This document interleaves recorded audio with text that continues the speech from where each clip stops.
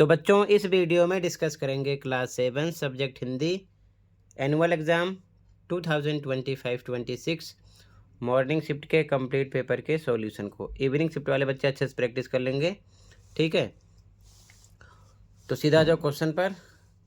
Question 1 था गद्यांश। गद्यांश को पढ़कर आंसर देना था। तो उत्तराखंड का फल है काफल, यहाँ से लेकर पढ़ता है तक अच्छे से पढ़ लेना। सीधा जाओ क्वेश्चन पर। पहला क्वेश्चन है, यहाँ पर है निम्नलिखित में से गद्यांश का सबसे उपयुक्त शीर्षक कौन सा होगा। तो यहाँ पर मेंशन है ना, उत्तराखंड का फल है काफल, ठीक है। तो यहाँ पर सेकंड ऑप्शन करेक्ट है, प्राकृतिक फल काफल। अगला है निम्नलिखित में से उत्तराखंड को संज्ञा दी गई जय भूमि की, मातृभूमि की, प्रवास भूमि की, देवभूमि की। तो देवभूमि की, ठीक है। यहाँ पर मेंशन है, देख सकते हो।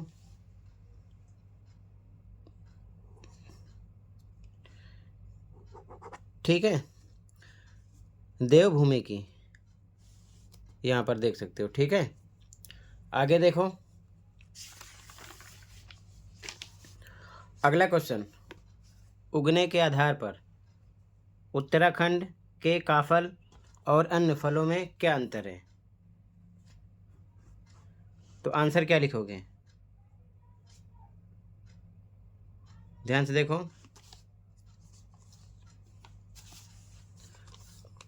अन्य फलों की तरह काफल को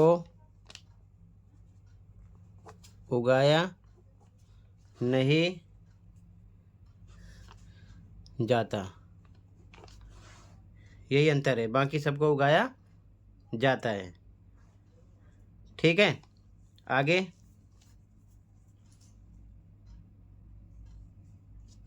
यहाँ पर मेंशन कर सकते हो, ये अपने आप ही उग जाता है, ठीक है। काफल लोगों को उत्तराखंड आने के लिए कैसे आकर्षित करता है। तो इसका आंसर हो जाएगा क्योंकि इसे अन्य फलों की तरह ज़्यादा देर तक रखा नहीं जा सकता, ठीक है।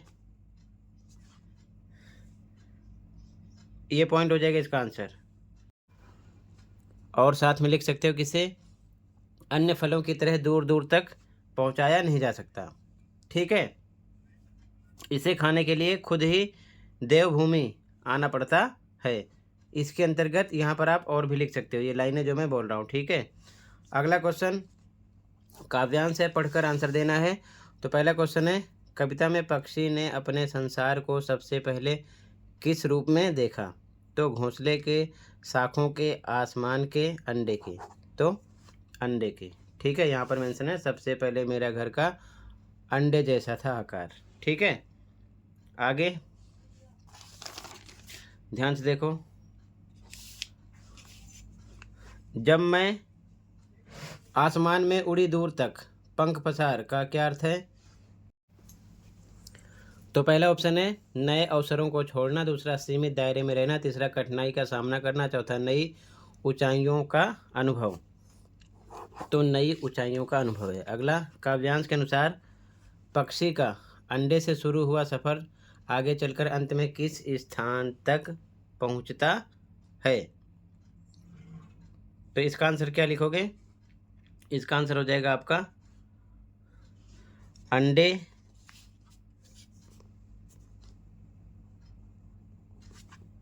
से शुरू होकर घोंसले और शाखों से होता हुआ अंत में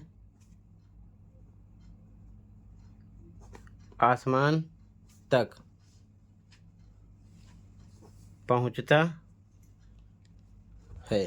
ठीक है, आगे अगला क्वेश्चन है, पक्षी के लिए धीरे धीरे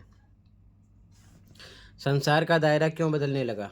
अपने विचार 2 बिंदुओं में लिखिए। तो इसमें पहला पॉइंट लिखोगे अंडे और घोंसले से निकलकर। ठीक है, अंडे घोंसले से निकलकर बाहर की दुनिया देखी। उसके बाद में अगला पॉइंट, उड़ान भरने पर उसे पता चला कि संसार बहुत बड़ा है और सुंदर है। ठीक है, पहला पॉइंट, दूसरा पॉइंट ये हो गया। ठीक है, आगे देखो, इसके बाद में व्याकरण पर आधारित क्वेश्चन। ठीक है, मैचिंग करना है। आप इससे अलग भी लिख सकते हो यहाँ पर। ठीक है, ध्यान रखना। आगे, 2 मुरलियाँ लेकर विजय बाबू अंदर चले गए। अंदर होना चाहिए पर। ठीक है, अंदर चले गए तो ये क्या है? ये संज्ञा है। यहाँ पर मुरलिया क्या है? संज्ञा है। तो इसका तीसरे से मिलाना था। अगला, कितनी प्यारी बच्ची थे रे। कितनी प्यारी थी होना चाहिए यहाँ पर। ठीक है, थी रे कितनी प्यारी। तो प्यारी क्या है?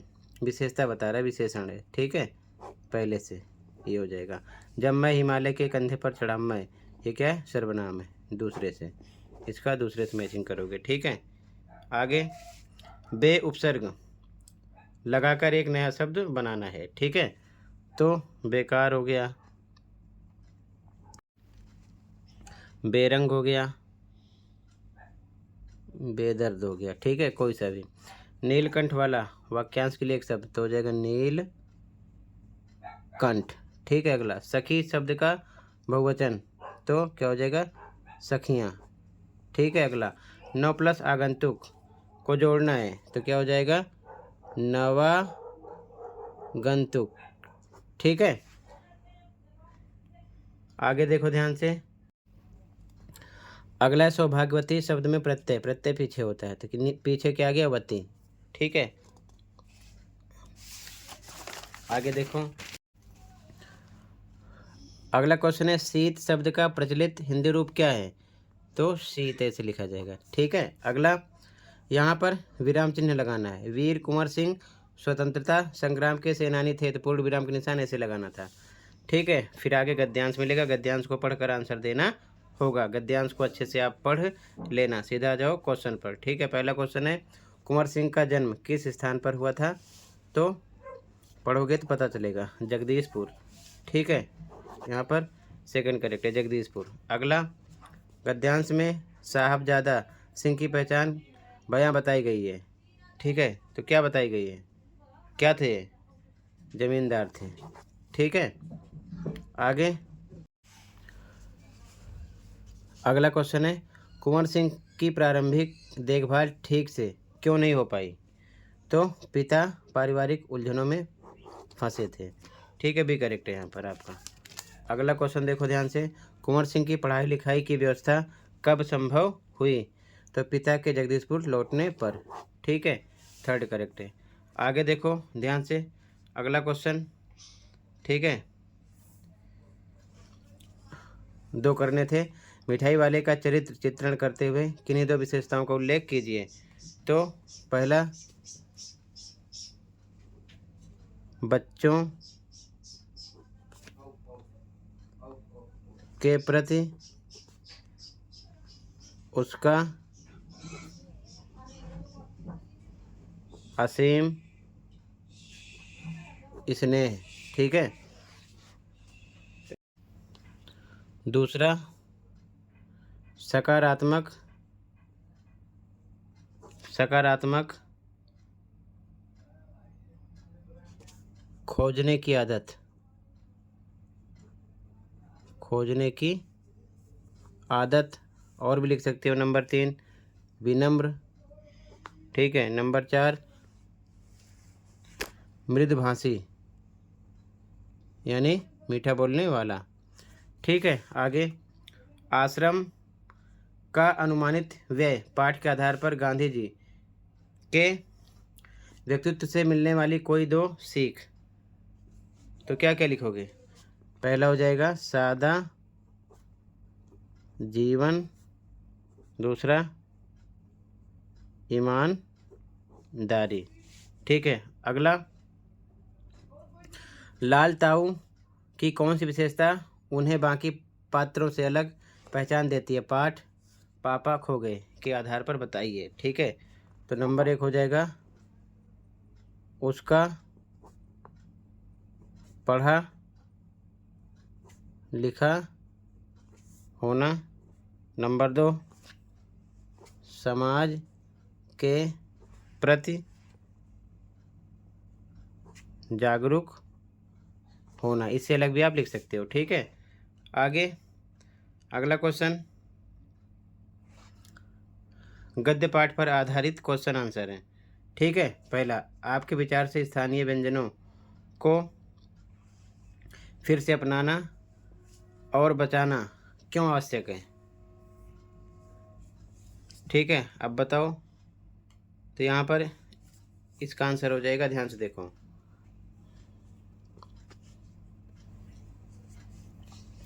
नंबर 1 संस्कृति और परंपरा की पहचान बचाने के लिए। दूसरा स्वास्थ्य के लिए अधिक प्राकृतिक और पौष्टिक। तीसरा स्थानीय किसानों और उद्योगों के समर्थन के लिए। ठीक है। चौथा पॉइंट भी लिख सकते हो, यहाँ पर मेंशन है। ठीक है। आगे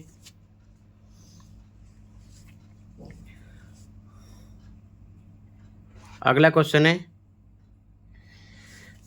कुब्जा जाली घर के अन्य जीव जंतुओं से घुल मिल क्यों नहीं पाई? नीलकंठ पाठ के आधार पर बताइए। तो देखो ध्यान से। इसका आंसर है पहला उसका स्वभाव ईर्ष्यालु और झगड़ालू था। दूसरा वह नीलकंठ के पास किसी को भी नहीं आने देती। तीसरा सबको चोंच मारकर घायल कर देती थी। अगला राधा के अंडों को भी तोड़ दिया। इसमें से कोई 2 पॉइंट ठीक है लिखना था आपको। आगे मेजर ध्यानचंद के साक्षात्कार के आधार पर उनके व्यक्तित्व से मिलने वाली सीख को अपने शब्दों में लिखिए। तो इसका आंसर है, ये पॉइंट है, समर्पण, अनुशासन, कड़ी मेहनत, सादगी और खेल भावना, कठिनाइयों से जूझना। ठीक है। ये सभी पॉइंट हो जाएंगे इसके आंसर में। आगे देखो, फिर से आपको पद्यांश मिलेगा।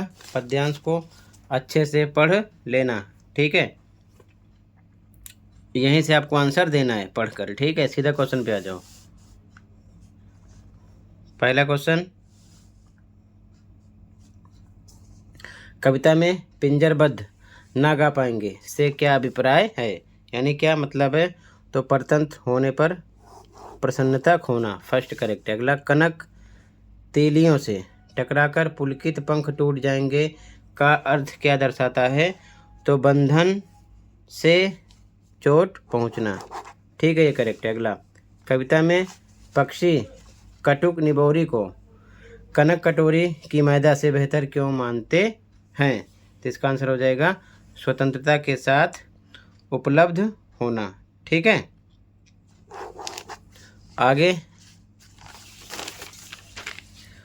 हम बहता जल पीने वाले पंक्ति मुख्यतः किस भाव को व्यक्त करती है? तो प्राकृतिक जीवन प्रेम। ठीक है। इसके बाद में आगे फिर से क्वेश्चन आंसर मिलेंगे आपको। ठीक है, ध्यान से देखो क्वेश्चन को। पहला क्वेश्चन, शाम एक किसान कविता में कवि ने पहाड़ के नीचे बहती हुई नदी की तुलना किससे की है? ठीक है। जिसका आंसर देखो, ये इसका आंसर। ठीक है। नदी की तुलना घुटनों पर रखी हुई चादर से की है। जो चांदी के समान चमक रही है, किसान पहाड़ के पैरों के पास बिछी हुई है। ठीक है ना। आगे अगला क्वेश्चन, कठपुतलियों की क्या इच्छा है और क्यों? कठपुतली कविता के आधार पर बताइए। ठीक है, तो इसका आंसर देखो ध्यान से, आंसर सेकंड। ठीक है, ये इसका आंसर है। स्वतंत्र होने और अपने पैरों पर खड़े होने की, क्योंकि वे धागों से बंधकर दूसरों के इशारों पर नाचते नाचते थक चुकी है। ठीक है, इसका आंसर हो जाएगा। अगला, कविता भोर और बरखा के आधार पर सावन की विशेषता बताइए। तो इसका आंसर हो जाएगा। ठीक है, सावन की विशेषता, काले काले बादल छाना, बिजली चमकना, बादल का गरजना, नन्ही नन्ही बूंदों की फुहार, ठंडी हवाओं का चलना, धरती पर हरियाली छाना, या और भी आप लिख सकते हो। ठीक है, इसके बाद क्वेश्चन नंबर 9, कोई दो करने हैं, 30 से 40 शब्दों में इसका आंसर देना है आपको। ठीक है, पहला क्वेश्चन है, प्रकृति हमें परोपकार सिखाती है, ये बताने के लिए रहीम ने अपने दोहे में कौन कौन से उदाहरण दिए हैं। ठीक है, तो इसका आंसर ये हो जाएगा, ध्यान से देखो। उदाहरण, वृक्ष, पेड़ और सरोवर हैं। पेड़ अपने फल खुद नहीं खाते, सरोवर अपना पानी खुद नहीं पीता, दोनों दूसरों के हित के लिए अपना जीवन देते हैं। ठीक है, इसका आंसर हो जाएगा। अगला क्वेश्चन है, एक छोटा सा तिनका भी बड़ा सबक देने के लिए कैसे काफ़ी है, कविता एक तिनका के आधार पर बताइए। ठीक है, इसका आंसर देखो ध्यान से,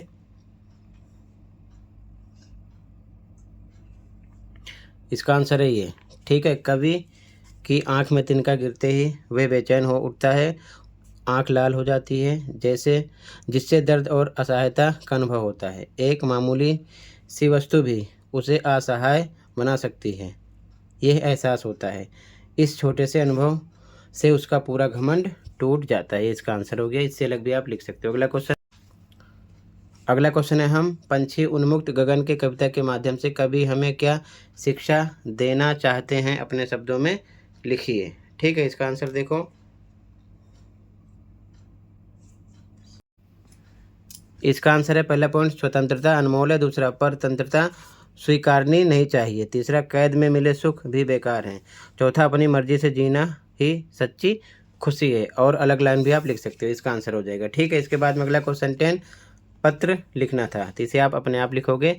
ठीक है, फॉर्मेट का ध्यान देते हुए यहाँ पर आपको चॉइस मिली है, वो करो या फिर ये करो। फिर अगला अनुच्छेद लिखना है, तो इसमें भी आपको किसी एक टॉपिक पर 100 शब्दों में अनुच्छेद लिखना है, बनाकर अपने अकॉर्डिंग। ठीक है, तो टोटल पेपर कंप्लीट कर दिया, अच्छे से प्रैक्टिस कर लो। कहीं पर कोई डाउट है कमेंट कर सकते हो। ठीक है, मिलते हैं अगली वीडियो में। Thank you for watching.